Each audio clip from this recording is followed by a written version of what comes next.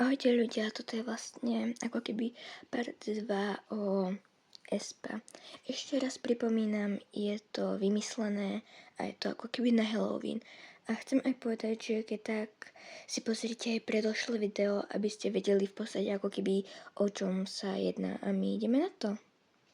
Ako sa Giselle dlho nebavila s Karinou, bola veľmi osamelá. Rodičia chodili do práce, aby sa uživili a brat bol niekde inde.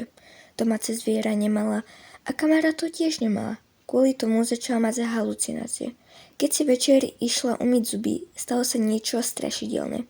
Chýbalo si jej len umyť tvár a hotovo.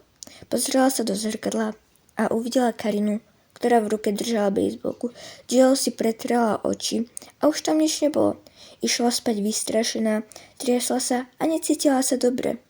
Napokon sa jej podarilo zaspať. Ráno išla do školy peši ako každý deň. Po ceste počúvala pesničky a nejak nevnímala svet. Potom do nej niekto narazil. Jill spadla a začala cítiť chlad. Potom sa prebudila, ale niekde inde. Oproti sebe videla piano. Chcela si na ňom zahrať. Sadla si teda za neho. Ako hrala, tak sa ozval niečí hlas. Prestala hrať a išla za tým hlasom. Potom sa tam odomkla komnata, vstúpila do nej a tam uvidela obraz. Bolo na ňom nakreslené ona, Karina, Ning Ning a Winter.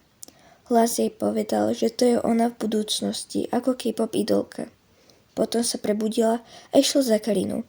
Všetko jej povedala a nakoniec sa udobrili a začali pátrať.